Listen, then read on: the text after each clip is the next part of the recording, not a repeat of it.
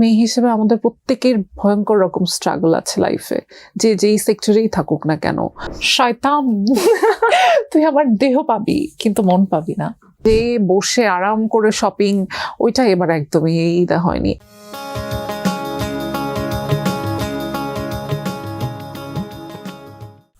ঈদ মানে আনন্দ, ঈদ মানে খুশি, আর এই আনন্দকে আরো বিশেষ করে তুলতে কালের কণ্ঠের বিশেষ আয়োজন কালের ঈদ আড্ডায় আপনাদের সবাইকে স্বাগত জানাচ্ছি আমি শালীন। আর আজ আমার সঙ্গে আড্ডায় যোগ দিয়েছেন মডেল ও চলচ্চিত্র নায়িকা স্নিগ্ধা চৌধুরী। আপু কেমন আছেন? আমি ভালো, আপনি কেমন আছেন? আমিও ভালো আছি। আপনাকে ভীষণ গর্জিয়াস লাগছে। Thank you. শুরুতেই জানতে চাইবো, প্রেসার কুকারে ঈদ আড্ডা কেমন যাচ্ছে? অনেক প্রেশার। মানে প্রেশার কুকার মানেই প্রেশার। সো প্রেশার কুকার নিয়ে এই যে আমাদের এখন প্রমোশন চলছে এখানে ওখানে, এই যে আপনাদের এখানে, সব মিলিয়ে একটা বড় সড়ো প্রেশার। প্রেসার কুকারের কথা যেহেতু এসেছে, রান্না বান্না কি করা হয়? হ্যাঁ হ্যাঁ। কি রান্না করেন? আমি অনেক ভালো গরুর মাংস রান্না করতে পারি, অনেক ভালো রোস্ট কুক করতে পারি, অ্যান্ড আই থিঙ্ক আমি সব বাংলা খাবার রান্না করতে পারি। অ্যান্ড এর বাইরে I think I make the best noodles. Wow.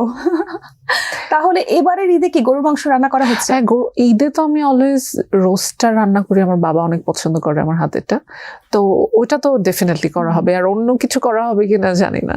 ঈদের কথাই যেহেতু আসছিল, ছোটবেলায় ঈদ কেমন কাটতো? আউটস্ট্যান্ডিং, অনেক মজার। কারণ আমার জয়েন্ট ফ্যামিলিতে বড় হওয়া, সো আমার ফ্যামিলিতে আমার চাচুরা, বাবা, আমরা সবাই অনেকগুলো কাজিন, আমরা প্রায় 10-12 জন কাজিন একসাথে বড় হওয়া। তো ওখান থেকে ঈদটা একদম পুরো বাসা ভরপুর, যেটা বলে না, ওইটা একদম ঈদ বলতে যেটা, যে এই চাচুর থেকে সালামি, ওই চাচুর থেকে সালামি, এর থেকে সালামি, ওর থেকে সালামি, নানুর থেকে সালামি, বড় কাজিনদের থেকে সালামি। সো ছোটবেলার ঈদটা ভীষণ ভালো ছিল, ওইটা এখন অনেক বেশি মিস করি। এখন কি হয় না, সালামি পাওয়া যাচ্ছে না? মানে সালামি এখন দিতে হয়, নেয়ার চেয়ে বেশি এখন দিতে হয়। বড় হওয়ার সাথে সাথে হ্যাঁ, এখন তো ছোট কাজিনের মানে নাম্বারটা অনেক বেড়ে গেছে, এন্ড দে আর লাইক আপু সালামি দাও। সো আগের রাত থেকে সালামি দেওয়া স্টার্ট হয়ে যায়। আচ্ছা, আর এছাড়া ঈদ নিয়ে আর কি কি ব্যস্ততা যাচ্ছে? যেহেতু মুভি আসছে, এটা তো আমরা সবাই জানি। এছাড়া আর কি কি প্ল্যান আছে আপনার ব্যস্ততা কি নিয়ে ঈদকে ঘিরে? ঈদকে ঘিরে না, এবার আসলে আমি ওইভাবে টাইম পাইনি শপিং করার। প্রতিবার যেটা হয় যে অনেক শপিং করা, অ্যান্ড অনেক এখান থেকে এটা কিনবো, ওখান থেকে ওটা কিনবো, ওখান থেকে ওটা কিনবো। এবার প্রেশার কুকারের জন্য পুরা ফোকাসটা এখানে প্রেশার পড়ে গেছে। মানে আমরা পুরাটা টাইম রোজার আগ পর্যন্ত শুটিংই করেছি, সারাদিন রাত। যার কারণে আমি এবার কোনো ব্র্যান্ডের কাজও ওইভাবে করতে পারিনি। তো প্রেশার কুকারের শুট শেষ করে আবার কয়েকটা ব্র্যান্ডের কাজ ছিল, ওগুলো করতে হয়েছে। তারপরে মানে এবার না আসলে ওইভাবে ঈদ নিয়ে কোনো প্ল্যানই করতে পারিনি, ফ্যামিলিকে নিয়ে একদিন শপিংয়েও যেতে পারিনি, মানে ওটা হয়ে ওঠেনি। শপিং হয়নি একদমই না। মানে হয়তো আমি যেসব ডিজাইনারের সাথে কাজ করি তাদেরকে ফোন করে করে বলে দিয়েছি, যাবো এখান থেকে এই ড্রেসটা নিবো, ওই ড্রেসটা রেখে দিয়ে আমার জন্য, দ্যাটস অল। ওইভাবে যে বসে আরাম করে শপিং, ওইটা এবার একদমই ঈদে হয়নি। আর এবারে পুরো প্ল্যানটাই প্রেশার কুকার নিয়ে। আর এর বাইরে ফ্যামিলি নিয়ে তো ফ্যামিলি টাইম তো আছেই। প্রেশার কুকার নিয়ে যেহেতু কথা হচ্ছে, বড় পর্দায় স্নিগ্ধা চৌধুরী এবার নিজেকে প্রথম দেখবে, সাথে পুরো পৃথিবীর মানুষ প্রথম দেখবে, এবং ফ্যামিলির লোকজনও। কোন অনুভূতিটা কেমন? অনেক বেশি এক্সাইটেড আর একটু নার্ভাস। নার্ভাস কেন? ওই যে অনেকগুলো বড় বড় ফিল্ম আসছে এবার ঈদে, তো অনেক বড় ফিল্ম আসছে, অনেক সবগুলোই ভালো ফিল্ম আসছে, ভালো ডিরেক্টর, ভালো আর্টিস্ট, বড় বড় আর্টিস্ট। তো ওই জায়গা থেকে একটা নার্ভাসনেস কাজ করছে, যেহেতু ঈদের ফিল্ম, ঈদ না হলে হয়তো এত নার্ভাসনেসটা থাকতো না। আর এর বাইরে এক্সাইটমেন্টটা সবচেয়ে বেশি। আপনার সাথে যারা অভিনয় করেছে মোটামুটি সবাই এর আগে পরে অভিনয় করেছেন, আপনি প্রথমবার অভিনয় করেছেন, তাও বড় পর্দায় এত বড় বড় গুণী শিল্পীদের সাথে। প্রেশার ছিল কি? হ্যাঁ, একটু তো ছিলই। কারণ ওই যে কথাটা আপনি বললেন, যে বাকি সবাই কিন্তু তাদের অভিনয়ের জগতে বেশ পরিচিত, যেমনটা আমি মডেলিং এর জগতে। তো ওই জায়গা থেকে এখন যারা অভিনয়ে, মানে আপনি হোস্ট, এখন হঠাৎ করে আপনাকে যদি বলা হয় যে আপনি র্যাম্পেজে ওয়ার্ক করেন, you can do that. So আমারও গ্রুমিংটা, আমারও স্টার্টিংটা যেহেতু মডেলিং থেকে, সেহেতু it was really difficult for me to act. But মানুষ তো চেষ্টা করলে পারে না, এরকম কোনো কিছু নেই। আর আমার যে টিম ছিল তাদের অনেক হেল্প ছিল আমার উপরে। আর যেহেতু সব গুণী শিল্পীরা আছেন, অনেক বড় বড় শিল্পীরা আছেন, বাবু ভাই আছেন, আরো সব বড় বড় টুসি আপু আছে, বুবলি আপু আছে, সো ওই জায়গা থেকে প্রেশারটা একটু ছিল, বাট ইটস ওকে। জীবনের প্রথম সিনেমা, বড় পর্দায় নিজেকে দেখবেন, কিন্তু কোনো হিরো নেই, আফসোস আছে কি? একদমই না, উফ, একদমই না। কেন নেই? রিয়েল লাইফে কি কোনো হিরো আছে? রিয়েল লাইফে না, মানে রিয়েল লাইফে হিরো বলতে কি বোঝায়? আমি পার্সোনাল লাইফে কোনো হিরো, বয়ফ্রেন্ড বা বন্ধু, ভালো বন্ধু? হ্যাঁ, ভালো বন্ধু তো থাকতেই পারে। এখন বয়ফ্রেন্ড বলতে আমি বুঝি কি, যে ছেলে বন্ধু। হুম। আচ্ছা, আমি স্পেশাল বন্ধুর কথা বলি। স্পেশাল বন্ধু জানি না, বাট আমি সবসময় একটু প্রেমে থাকতে পছন্দ করি, একটু আবেগে থাকতে পছন্দ করি, বাট এরকমটা না যে এটা না হলে চলবে না, এরকমটাও না। আচ্ছা, আপনি তো অনেক সিনেমার অফার পেয়েছেন, আমি আপনার বেশ কিছু ইন্টারভিউ দেখেছি, জেনেছি। তো আপনি রায়হান রাফির সিনেমায় কেন চুজ করলেন? মানে রায়হান রাফি সিনেমা কেউ কেন চুজ করবে না? কেন, এর আগে কি ভালো কোনো ডিরেক্টরের কাছ থেকে অফার আসেনি? ভালো ডিরেক্টরের থেকে অফার আসলে এর আগে হয়েছে কি, মানে স্টোরি ফিল্ম, এখন কোনো একটা মুভিতে দেখা গেছে আমি কাজ করলাম, বাট ভালো ডিরেক্টর, কিন্তু ওখানে আমি অভিনয় করার জায়গাটা নেই, তো তাহলে তো ওই মুভিটা করে আমার জন্য আমার ক্যারিয়ারে খুব একটা দূর আগানো সম্ভব না। আর রায়হান রাফির যে ব্যাপারটা, সেটা হচ্ছে যে রায়হান রাফি আমার বন্ধু অনেক আগে থেকেই, তো ওই কমফোর্ট জোনের একটা ব্যাপার আছে। আর যেহেতু এখন he is the top, I mean director of the town of the country, so why not. আমরা কিছু ট্রেলারে দেখেছি, কিছু কিছু আপনার কাছ থেকে শুনতে চাচ্ছি যে আসলে আপনার ক্যারেক্টারটা কিরকম ছিল। না, এটা তো বলা যাবে না। না, পুরোটা বলেন না, একটু হিন্ট দেন যাতে দর্শকরা আরো আগ্রহ পায়। এখানে না 4টা মেয়ের ক্যারেক্টার, সো আমার মনে হয় যে আমি একজন মেয়ে হিসেবে একরকম, আপনি কিন্তু আরেক রকম। সো এরকম আবার দেখা যাবে যে আমার আপনার সাথে মিলছে না, অন্য আরেকটা মেয়ের ক্যারেক্টারের সাথে আমার হয়তো মিলে যাচ্ছে। সো এই জায়গায় প্রত্যেকটা মেয়েকে রিলেট করতে পারবে, সেটা কারো মা হোক, কারণ মেয়ে হিসেবে আমাদের প্রত্যেকের ভয়ঙ্কর রকম স্ট্রাগল আছে লাইফে, যেই সেক্টরেই থাকুক না কেন। সো ওই জায়গা থেকে যদি আমি বলি, তাহলে ক্যারেক্টারটা আমি রিয়েল লাইফে ভীষণ বোল্ড একটা মেয়ে, তো ওই বোল্ড টাইপেরই একটা মেয়ে। আচ্ছা, তার মানে একটু জেদি। নিজেকে কি ভাঙতে হয়েছে অভিনয়ের জন্য? একটু তো ভাঙতে হয়েছে। ওখানে ক্যারেক্টারটা কি ছিল, মানে মডেল ছিলেন নাকি? না, এর বেশি আর কিছু বলা যাবে না, এতটুকুই। আচ্ছা, তাহলে আমাদের দর্শকদেরকে সিনেমা হলে গিয়েই মুভিটা দেখতে হবে। এখন স্নিগ্ধা চৌধুরী কিচ্ছু বলতে চাচ্ছেন আমাদেরকে।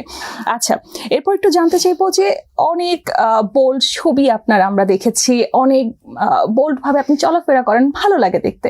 তো আমরা যেটা জানি বা যেটা আমরা দেখি সচরাচর, যেটা হয় কি, যে মিডিয়াতে যারা কাজ করে আবার বোল্ড ভাবে চলাফেরা করে, তাদের দেখা যায় অনেক ব্যাড অফার আসে বিভিন্ন জায়গা থেকে। এরকম কোনো কিছু কখনো হয়েছে কিনা আপনার সাথে? সোশ্যাল মিডিয়া ছাড়া রিয়েল লাইফে আমার সামনাসামনি এসে কারো বলার কখনো সাহস হয়নি, অনেস্টলি। মানে ওইটা তো রিচ করতে হবে আপনি পর্যন্ত। আমার মনে হয় আমি কোনো কিছুর, মানে আমাকে বুলিং করা হলে সোশ্যাল মিডিয়ায় সবচেয়ে বেশি বুলিং করা হয়েছে। এর বাইরে রিয়েল লাইফে আমার যে সারাউন্ডিং বা আমার যে কোম্পানি, এটা খুবই ভীষণ ভালো। সো ওই রিয়েল লাইফে এরকম কোনো এক্সপিরিয়েন্স নেই, বাট সোশ্যাল মিডিয়ায় তো। সোশ্যাল মিডিয়ার কথা যেহেতু বলছেন, আমি সোশ্যাল মিডিয়া বহু ঘেটেছি যে স্নিগ্ধা চৌধুরীর নামে কোনো ধরনের বাজে কমেন্ট আছে কিনা বা কোনো রিউমার আছে কিনা আমি একটু ঘেটে দেখি, কারণ আমি চাচ্ছিলাম খুঁজতে, বাট একটা কিচ্ছু পাইনি। কেন? এটাকে দর্শক অনেক পছন্দ করে, ফ্যানরা অনেক ভালোবাসে, এ কারণে নাকি অন্য কোনো কারণ আছে? আমি আমার নিজেকে, আই থিঙ্ক এটা একটা কারণ হতে পারে, হয়তো মানুষ আমাকে পছন্দ করে। আর দ্বিতীয় জিনিস হলো যে রিউমার না তখনই হয় যখন আপনি আপনার নিজের লাইফটাকে সুন্দরভাবে মেনটেন করতে পারবেন না। আপনি যখন একজন পাবলিক ফিগার, তখন আপনার জানতে হবে how to balance your life, how to maintain family, how to maintain love life, how to maintain work life. So আমার মনে হয় যে এই যে ব্যালেন্স প্রসেসটা, এটা আমি অনেক ভালো করে করতে পারি। বাহ, আবার একটু সিনেমাতে ফিরে আসি। শুটিং করতে গিয়ে কোনো মজার অভিজ্ঞতা হয়েছে কিনা, বা মজার কোনো ঘটনা যেটা শেয়ার করা যায়? হ্যাঁ, মানে এরকম তো হয়েছেই। শুটিং করতে যে মজার ঘটনা, আমরা যেই বাসাটায় শুট করছিলাম, সো ওখানে এরকম ছিল যে আমি প্রথম দিন যখন ভোরবেলা শুটিংয়ে গেলাম, শুটিংয়ে যাওয়ার পরে দেখি যে মেকআপ রুমে আই থিঙ্ক টুসি আপু ছিল। তো বাসা, আমি মেকআপ আর্টিস্টকে জিজ্ঞাসা করছি এরকম ভয়ঙ্কর একটা বাসা কেন, মানে ভোরবেলা ঠান্ডায় আমি এতগুলো মানে অলমোস্ট আমি ব্ল্যাঙ্কেট পেঁচানো, ঠান্ডায় তো কাঁপতেছে সবাই, অ্যান্ড চারপাশে পুরা রুম খোলা, মানে একটা ভুতুরে এর মধ্যে একটা সেট বানানো, মেকআপের বানানো। বললাম এরকম কেন? তো হঠাৎ করে মেকআপ আর্টিস্ট বলে আপু দেখেন এখানে কিন্তু কালো জাদু হয়। আমি বললাম কালো জাদু হয়? বলে এই বাসায় কিন্তু ওরা কিন্তু লিটারালি আমাকে বোকা বানাচ্ছিল। আমি ভয় পাই তাই আমাকে ওরা বোকা বানাচ্ছিল, বলে যে এখানে কালো জাদু হয়। বললাম যে কালো জাদু হয় মানে? বলে দেখেন ওখানে কালো জাদু সাইন দেওয়া আছে। তো আমি আবার খুব মনোযোগ দিয়েছি, ও মাই গড এখানে আমরা শুটিং করবো। অ্যান্ড দেন লাইক হ্যাঁ আপু এখানেই শুটিং করতে হবে। পরে আমি আবার ডিরেক্টরকে যে বললাম যে আচ্ছা রাফি এখানে নাকি কালো জাদু হয়? বলে হ্যাঁ হয়, কিন্তু আমরা এখানেই শুটিং করবো। সো এরকম অনেক মানে স্টোরিজ আছে। ভয়টা কাটলো কি করে? পরে বুঝতে পারলাম ওরা আমার সাথে দুষ্টামি করছিল, মানে ওখানে তো আমরা অলমোস্ট 15-20 দিন শুট করেছি। পরে বুঝতে পারলাম যে দুষ্টামি করছিল ওরা আমার সাথে। আসলে যদি ব্ল্যাক ম্যাজিক করা যেত কাকে করতেন? বলবো না। এটাও সিক্রেট, মানে মুভি সিক্রেট, এটাও সিক্রেট। আচ্ছা আমি যদি এখন বলে ফেলি আর সে যদি এটা দেখে তাহলে তো হবে না। ও আচ্ছা, তাই না? আমার মনে হচ্ছে আমি যতটুকু হিন্ট দিতে পারি আপনাকে, আমার মনে হয় আপনি শাহরুখ অথবা জন আব্রাহামকে করতেন, কারণ আপনার ফেভারিট হিরো এরা। আচ্ছা ওরা তো আমার মানে রিচের বাইরে, সো রিচের এর মধ্যে জন্য যে রিচে আনার জন্য না এত দূরে থেকে ব্ল্যাক ম্যাজিক করে রিচে আনা যায় না, তা হয়তো আনা যায় না। তাহলে তো ডোনাল্ড ট্রাম্পকে 2-4 জন নিয়ে আসতো, তাই না? আই থিঙ্ক রিচের মধ্যে কাউকে করতে চাইতে পারি। দর্শক আড্ডা কিন্তু জমে উঠেছে, আড্ডা আরো বাকি আছে, কিন্তু কিছুক্ষণের মধ্যে আমরা আবার ফিরে আসছি। ততক্ষণ কালের কণ্ঠের সাথেই থাকুন। ফলের নির্যাস ও দুধের সমন্বয়ে পোলার টর্নেডো গ্রিন অ্যাপল আইসক্রিম। মন ভালো থাক। দর্শক বিরতির পর কালের কণ্ঠ ঈদ আড্ডায় আপনাদের সবাইকে আবারও স্বাগত জানাচ্ছি, এবং আমার সাথে আছেন মডেল এবং চলচ্চিত্র নায়িকা স্নিগ্ধা চৌধুরী। আপু, এখন আমরা কিছু ছবি দেখবো এবং ছবির পেছনের কাহিনীগুলো আপনার কাছ থেকে শুনবো। ওকে, একে একে ছবিগুলো দেখি আমরা তাহলে। বাহ, খুব সুন্দর। স্বাস্থ্য সচেতন, ফিগার সচেতন স্নিগ্ধা চৌধুরী। তো এটা কি করা হচ্ছিল? ডেফিনেটলি জিম করা হচ্ছিল, তো কোথায় এটা এবং আসলে কি করা হয়? আচ্ছা এটা আমার জিমে। এখন আমি যদি বলে ফেলি আমার জিমটা কোথায়, এখানে জিমের সামনে কিন্তু লাইন লেগে যাবে একদম। So এটা আমি না না না এটা অলরেডি আমার ইনস্টাগ্রামে ফেসবুক আমি তো সবসময় ওয়ার্কআউট স্টোরিজ দিতে থাকি, and people are like they are asking me যে আপু আপনি কোথায় জিম করেন? আমি তো বলি আমি পারি না, জিম ছেড়ে অন্য জিমে চলে যাই। না আমি একদমই চাই না। এটা জিমে ছিল। আই থিঙ্ক আমি তার আগে সিঙ্গাপুরে ছিলাম, তো তখন অনেক খাবার টাবার খেয়ে এসে তো আমি মনে হচ্ছিল যে ওই দিন 3 ঘন্টা জিম করেছিলাম। জিম করাটাই কি আসলে ফিটনেসের আসল রহস্য নাকি? না, খাবার মেনটেন করা, প্রপার ঘুম, যেটা আমরা একদমই করি না। একদমই না। সময় কি পাওয়া হয় ঘুমানোর? হ্যাঁ আমার ঘুম, ও মাই গড, মানে আমার ঘুম মানে আমি 9 ঘন্টা ঘুমাতেই হবে, পৃথিবী উল্টায় যাক, না হলে আমি ঘুমাবোই না, জেগে থাকবো। বাট আমার 9 hours sleep I need. After that I will get up and I will do rest of the work. যদি স্নিগ্ধা চৌধুরীর মতো ফিগার কেউ চায় তাহলে তাকে কি কি করতে হবে সেটা একটু বলেন দর্শকের জন্য। জীবন শেষ হয়ে যাবে। একদম হবে না, কষ্ট করলেই কেষ্ট মিলে। ওই যে কষ্ট করতে হবে এটা তো একদিনে হয় না, আসলে ইটস আ লং প্রসেস। এটা না মানে লাইফস্টাইল করে ফেলতে হবে। Eating healthy, it should be a lifestyle. It should be মানে ইট শুডেন্ট বি লাইক যে আচ্ছা 15 দিন ডায়েট করে ভুলে গেলাম। আমি কিন্তু 5 বছর 6 বছর ধরে এইভাবেই মেনটেন করে যাচ্ছি। হ্যাঁ হ্যাঁ এইভাবেই। ইচ্ছে করে যে একটু চট করে বিরিয়ানি খাই এই মানে এই রোজাই তো একদম পুরাটা টাইমই বাসায় যা খাবার হচ্ছিল এগুলো খাই। কালকে রাতে আমি আইসক্রিম খেয়েছি বাই দ্য ওয়ে। সো খাই, একদমই যে খাই না তা না, বাট একটা টাইম পরে এসে আপনার বডি এটা নিতে পারে। যখন আপনার বডিটা অলরেডি টোনড আপ বা আপনার বডি অলরেডি মেনটেন করা, তো তখন তো আপনি 1 দিন 2 দিন একটু এদিক ওদিক খাবার খেয়ে ফেললে এটা ম্যাটার করে না। খুবই কষ্ট করছে। আচ্ছা পরবর্তী ছবিটা আমরা একটু দেখে নিই। আমার জানা মতে স্নিগ্ধা চৌধুরীর সবচেয়ে আলোচিত এবং সমালোচিত ছবি। আমিও তাই জানি। এটা কি হাতিঝিলে লোকেশনটা? না না না, এটা একটা রিসোর্টে। আচ্ছা। এবং ওই দিন আমি আমার ফ্যামিলিকে নিয়ে অ্যাকচুয়ালি রিসোর্টে গিয়েছিলাম, বৃষ্টির দিন ছিল তখন, রেইনি সিজন।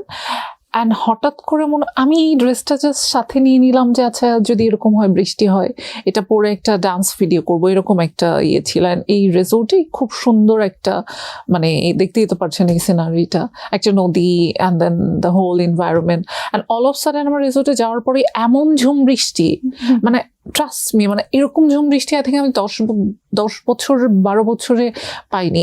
এত বৃষ্টি।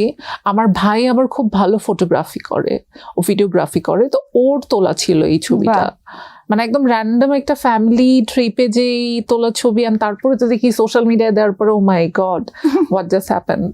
অনেকে তো আপনাকে বলে যে ক্যাটরিনা কাইফ লাগছে, তৃপ্তি ডিমরি লাগছে। এখানে এই ছবিটা দেখে আমাদের একজন বলছিল যে এটা কি শ্রদ্ধা কাপুর? এটাও বলে অনেকে, আবার অনেকে নরা ফাতেহিও বলে। বাবা, মানে পুরো বলিউড।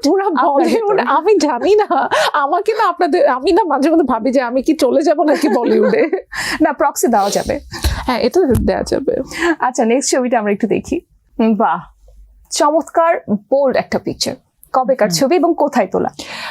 আচ্ছা, এটা অনেক আগের ছবি, এটা অলমোস্ট 5 years আগের ছবি। এইটা আই থিঙ্ক আমাদের দেশেই কোনো একটা রিসোর্টে ছিল, অ্যান্ড এটা আমার একটা ফ্রেন্ডস ট্রিপে তোলা ছবি। তো তখন আমি অনেক দিন টানা কাজ করছিলাম, কাজ করে তাও ভাবলাম যে আচ্ছা একটা গার্লস ট্রিপ দেওয়া দরকার। তো এটা আই থিঙ্ক গার্লস ট্রিপের একটা ছবি, অ্যান্ড এটা আমার কোনো এক বেস্ট ফ্রেন্ডই তুলেছিল। নেক্সট হচ্ছে এই ছবিটা, খুব সুন্দর লাগছে, খুবই সুন্দর, মানে বাঙালি একটা সাজ। কিন্তু এখানে কি কোনো সমালোচনা হয়েছে? কারণ হচ্ছে একটা, আমার মনে হচ্ছে এটা কোনো দুর্গাপুজোতে ছবিটা নাকি? হ্যাঁ, গত বছর দুর্গাপূজায় এই ছবিটা তোলা। আমার বাসার পাশেই অনেক বড় পূজা মণ্ডপ হয়, ওখানকারই এই ছবিটা তোলা। এটাও আমার ফ্রেন্ডসদের সাথেই যাওয়া। এটা নিয়ে এটা পোস্ট করার পরে আমি দেখলাম যে আসলে অনেক কমেন্টস, অনেক নেগেটিভ কমেন্টস কোথায় ছিল? নেগেটিভ কমেন্টস এগুলো না যত বেশি না লেখা থাকে তার চেয়ে বেশি ইনবক্সে কমেন্ট করে, you're a Muslim and then you went to Durga Puja and পুরা হিন্দু সাজে হিন্দু লাগছে। তো এরকম কমেন্টস ছিল এই ছবি নিয়ে, বাট আমার খুব পছন্দের ছবি। হ্যাঁ, এটা খুব সুন্দর। এরকম কি সব ধরনের প্রোগ্রামে যাওয়া হয়, যেমন সব ধর্মের প্রোগ্রামে যাওয়া হয়? হ্যাঁ, আমার বাসায়ও এরকম স্টাফ আছে যে মুসলমান, তারপরে আপনার যেমন আমার ড্রাইভার খ্রিস্টান, তারপরে আমার নার্স ছিল একজন, শি ওয়াজ খ্রিস্টান অ্যাজ ওয়েল। তো এরকম মানে আমার কাছে মনে হয় কি ধর্ম বলতে সবচেয়ে বড় ধর্ম হচ্ছে মানবতার ধর্ম। এটা কি অস্কারের ছবি? ও না, বাংলাদেশি কোনো অ্যাওয়ার্ড। এটা কিসের? এটা বাংলাদেশি অ্যাচিভার্স অ্যাওয়ার্ড। এটা আমি ইন্ডিয়াতে একটা বড় শো করে এসেছিলাম, ইন্ডিয়ার one of the biggest show, Indian couture week. তো ওটার তারপরে হঠাৎ করে আমাকে এই অ্যাওয়ার্ডের জন্য নমিনেট করা হয়। ওই অ্যাওয়ার্ডটা ছিল বাংলাদেশ অ্যাচিভার্স অ্যাওয়ার্ড। আচ্ছা, ইদানিং যেটা শোনা যায় যে অ্যাওয়ার্ডের বাণিজ্য হচ্ছে প্রচুর, তো এটা থেকে আপনার কি মনে হয়, আসলে কি হয় অ্যাওয়ার্ডের বাণিজ্য? কারণ দেখা যাচ্ছে সেলিব্রিটিদের টাকা দিয়ে নিয়ে যাওয়া হচ্ছে অ্যাওয়ার্ড অনুষ্ঠানে, বা কেউ টাকা দিয়ে ক্রেস্ট কিনছে, অ্যাওয়ার্ড কিনছে। এটা কি আমি আসলে জানি না এই ব্যাপারে, যেটা আমি একদমই কখনো দেখিনি সেটা নিয়ে কমেন্ট করতে পারবো না। সো আমার কোনো ধারণা নেই। হতে পারে সব ধরনেরই বাণিজ্য হয়, হতে পারে, বাট আমি যেটা দেখিনি সেটা নিয়ে কোনো কমেন্ট করতে চাই না। দর্শক, আমরা অনেক সুন্দর সুন্দর ছবি দেখছিলাম আর আড্ডাও ছিলাম, কিন্তু এই মুহূর্তে কালের ঈদ আড্ডা থেকে আরেকটি বিরতিতে যাচ্ছি। ফলের নির্যাস ও দুধের সমন্বয়ে পোলার টর্নেডো গ্রিন অ্যাপল আইসক্রিম। মন ভালো থাক। দর্শক, বিরতির পর আবারও ফিরে এলাম কালের ঈদ আড্ডায়। সাথে আছে আমি শার্লিন এবং আমাদের সাথে আছেন স্নিগ্ধা চৌধুরী। আপু, যেহেতু সিনেমা জগতে পা রেখেছেন, অনেক মুভিও দেখা হচ্ছে, মুভির চর্চাও করা হচ্ছে, তো এখন অভিনয়ে আপনি আসলেন, এখন আপনার অভিনয় দক্ষতাটা কতটুকু বাড়লো, কি হলো না হলো, এটার একটা ছোট্ট ঝালাই আমরা করব। সে কারণে একটা চিরকুটের বক্স এখানে আছে, আপনার সাথে ম্যাচিং করে রেখেছি আমরা। এখান থেকে আপনি জানতেন যে আমি ব্ল্যাক পরে আসবো? না, আনফরচুনেটলি ম্যাচ হয়ে গেছে। আপনি আপনার ম্যাচিং করা এই বক্সের ভেতর থেকে একটা করে চিরকুট বের করবেন এবং এখানে যে ডায়লগগুলো লেখা আছে সেটা আপনি আপনার মতো করে ডেলিভারি দেবেন। এক লাথি দিয়া দিব, সরাসরি চাঁদে গিয়া পড়বি। এটা তো মনে হয় স্নিগ্ধা চৌধুরী রিয়েল লাইফে বহু দেয়। হ্যাঁ, না দি না বলি, ড্যানি সিডাক, একটা লাথি দিব না, একদম চাঁদে যায় পড়বি, যে কেউ ভয় পেয়ে যাবে। মানে আমি তো আরো ভয়ঙ্কর করে বলি, সো আমি চাই না যে ওটা এখানে অন স্ক্রিন সবাই দেখুক। আচ্ছা, নেক্সট দেখি আমাদেরকে স্নিগ্ধা চৌধুরী কি বলে দেখাচ্ছে। আই এম শিওর ভালো কিছু লেখা আছে। একটা ও মাই গড, এখানে কি একটা থাপ্পড় দিব? মানে কি থাপ্পড় লাথি এগুলোই আসছে বারবার। আসছে কেন guys? Why guys? Misha Saudagar, আচ্ছা মিশা ভাইকে কি আমি কপি করতে পারবো? একদমই না। বাট ওনার একটা স্টাইল আছে না বলার। কিরকম স্টাইলটা? আমরা স্নিগ্ধা এবং মিশা দুই মিক্সচারে একটা স্টাইল দেখতে পাচ্ছি এখন। আচ্ছা, একটা থাপ্পড় দিব, 3 দিন কান বন্ধ থাকবে। জানি না যাতা বাজে করতেছি না। না না, খুব সুন্দর হচ্ছে। আচ্ছা নেক্সট। আমি শিওর এবার ভালো কিছু থাকুক। হ্যাঁ অবশ্যই, সবগুলোই ভালো।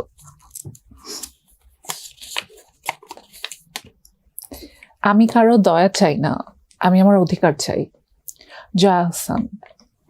জয়া আহসান একজন ভার্সেটাইল অ্যাক্ট্রেস। উনি এটাকে অনেকভাবে হয়তো বলতে পারবে এবং আমি জানি না, আমি ওনার কপি একদমই করতে পারবো না। আমার খুব পছন্দের অভিনেত্রী উনি।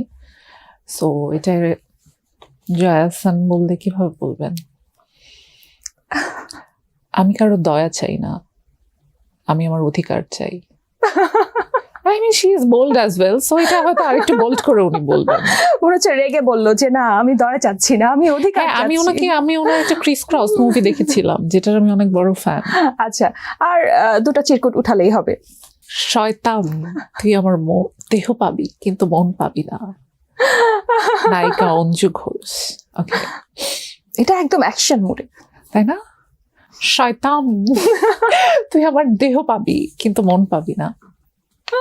ও মাই গড। না এটা যদি এটা কি সত্যি স্টাইলে না? হতো তাহলে কিভাবে হতো? কিছুই পাবি না, দেহ পাবি না, মনও পাবি না, কিছুই পাবি না তুই। স্নিগ্ধা যদি কাউকে কিছু দিতে চাচ্ছে না, তা না, আমারে রাগাইস না, না হলে নিউজ হইয়া যাইবি। মিশা সওদাগর। আমারে রাগাইস না, না হলে নিউজ হয়ে যাইবি। এটা আমি আমার মতো করে বলছি। খুব Okay. চমৎকার ছিল, খুবই দারুণ অভিনয় করেছেন। আশা করছি আরো বেশি বেশি আমরা আপনাকে বড় পর্দায় দেখতে পাবো। তো যেহেতু বড় পর্দার কথা আসছিলই, একটা মুভি তো আমরা ঈদের সময় দেখছি, আর এরপরে আমরা কি প্রজেক্টে দেখতে পাবো? মডেলিং যেহেতু আমার রুট, সো মডেলিংটা তো কন্টিনিউ থাকবে। এটা থেকে তো একদমই আমার ব্যাক অফ করার কোনো প্ল্যান বা ইচ্ছা কোনোটাই নেই।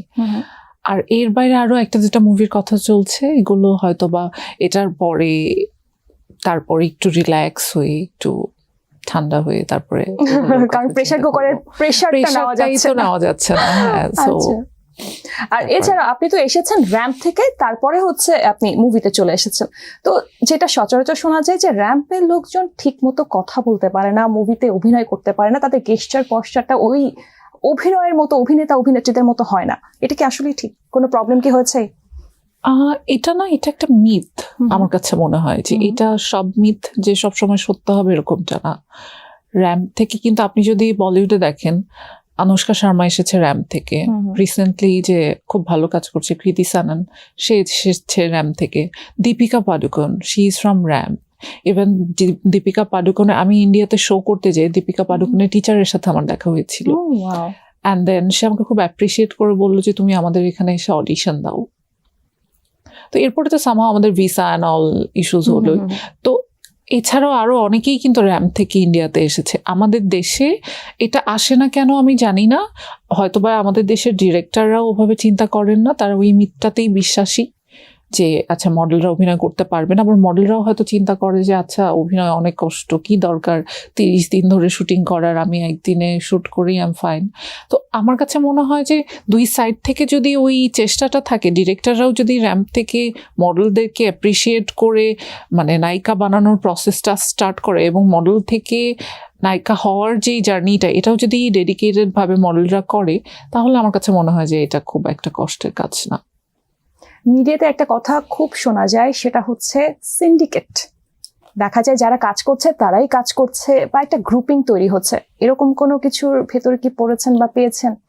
আসলে এটা কি ফ্যাশনের ক্ষেত্রে বলছেন? ফ্যাশনের ক্ষেত্রে হতে পারে, হ্যাঁ ফ্যাশনের ক্ষেত্রে তো দেখেছি আমরা, মুভির ক্ষেত্রে কিন্তু আরো বেশি হচ্ছে। দেখা যায় যে সিনিয়ররা জায়গা ছাড়তে চাচ্ছে না। এটা তো আমার ফার্স্ট মুভি, এটা আমি এখনো বলতে পারবো না। ওই জগতে এখনো ঢুকে হ্যাঁ, ঢুকছি আস্তে আস্তে। তারপরে হয়তো 1 বছর 2 বছর পরে কখনো ইন্টারভিউ দিতে আসলে তখন বলতে পারবো, এখন তো বলতে পারবো না। আচ্ছা, সিনেমাটা নিয়ে, আপনার যেহেতু সিনেমা রানিং যাচ্ছে, এটা নিয়ে দর্শকদের উদ্দেশ্যে কি বলবেন? আমি দর্শকদেরকে বলতে চাই যে আপনারা এই সিনেমাটা দেখুন, কারণ সিনেমাটা থেকে আমার কাছে মনে হয়, স্পেশালি আমি মেয়েদেরকে আরো বলতে চাই যে এখানে প্রত্যেকটা মেয়ে নিজেকে রিলেট করতে পারবে এবং এটা ফ্যামিলি নিয়ে দেখার মতো একটা সিনেমা। সো সিনেমা হলে যান, 4টা নায়িকা আছে এবং আরো বড় বড় আর্টিস্টরা আছে। আর এর চেয়ে সবচেয়ে বড় আমাদের স্টার তো আমাদের ডিরেক্টর রায়হান রাফি, সে আছে। তো সবাই মিলে ফিল্মটা দেখুন, অ্যান্ড ফিল্মটা কেমন লাগলো আমাদেরকে জানাবেন, অ্যান্ড আই হোপ কাউকে ডিসঅ্যাপয়েন্ট করবে না। এরপরে যেটা জানতে চাইবো সেটা হচ্ছে, স্নিগ্ধা চৌধুরী যখন ফার্স্ট তার ক্যারিয়ারে এলো তখন ফ্যামিলি থেকে মা প্রচুর সাপোর্ট করেছে, বাবার সাপোর্টটা সে শুরুতে অতটা পায়নি। এখন বাবা কি বলছে? এখন মানে এগুলো নিয়ে আমাদের খুব বসে কফি খেতে খেতে আলোচনা হয় না যে মানে সে আমাকে বলবে যে না I am so proud of you, হয়তো বা এটা কখনো বলেনি যে I am so proud of you, but মনে হয় যে অ্যাকসেপ্ট করেছে কাজটাকে। কারণ হচ্ছে যে আমি আমার আগের ইন্টারভিউতেও বলেছি যে আমরা যখন আমাদের প্রিয় কোনো মানুষকে দেখি যে তারা একটা নতুন জগতে যাচ্ছে, যেই জগৎটা নিয়ে বাইরে থেকে অনেক কথাবার্তা আছে, নেগেটিভিটি আছে, আমরা সবসময় কি চাইবো? আপনি কি চাইবেন যে আপনার ছেলে মেয়ে বা আপনার ফ্যামিলি ভাই বোন সবাই সেফ থাকুক, সেফলি কাজ করুক, বা ব্যালেন্সটা থাকুক, বা ভালো কাজ করুক। সো ওইটা যখন আমি করছি, এখন এসে আব্বুর সাপোর্টটা মানে তার কোনো কমপ্লেইন দেখি না আমি এখন। বাবা কি যাচ্ছে প্রেক্ষাগৃহের ছবি দেখতে? হ্যাঁ, বাহ, এটা একটা দারুণ ফিলিংস যে মেয়ের মুভি দেখতে যাচ্ছে, সবাই মিলে, ফ্যামিলির সবাই মিলে আপনাকে বড় পর্দায় দেখবে। ওকে, ইনশাআল্লাহ সবাই একসাথে আপনারা মুভিটা এনজয় করবেন, খুবই ভালো লাগবে। আর একদমই এখন আমরা অনুষ্ঠানের শেষ পর্যায়ে চলে এসেছি, যাবার আগে আপনি যদি দর্শকদের উদ্দেশ্যে কিছু বলেন। দর্শকদেরকে বলতে চাই যে আপনারা ফিল্ম দেখুন, বাংলা ফিল্ম দেখুন বেশি বেশি, এবং এবার ঈদে অনেকগুলো মুভি এসেছে, সব ভালো ডিরেক্টরের, ভালো ভালো বড় বড় আর্টিস্টের ফিল্ম এসেছে। আমি শুধু আমার ফিল্মের জন্য বলবো তা না, আমাদের ফিল্মটা তো অবশ্যই দেখবেন, it's a must watch film. কারণ বাংলাদেশের ইতিহাসে আসলে খুবই ডিফারেন্ট টাইপের একটা সিনেমা হতে যাচ্ছে, pressure cooker. So pressure cooker দেখবেন, আর এর বাইরে যত সিনেমা আছে সবগুলোই দেখবেন, টাইম নিয়ে সিনেমা হলে যাবেন, সিনেমা দেখবেন। আর আমাদের সবার জন্য, পুরো প্রেসার কুকার টিমের জন্য দোয়া করবেন। দ্যাটস অল, ভালো থাকবেন সবাই। আপু, আপনাকে অসংখ্য ধন্যবাদ আমাদেরকে সময় দেওয়ার জন্য।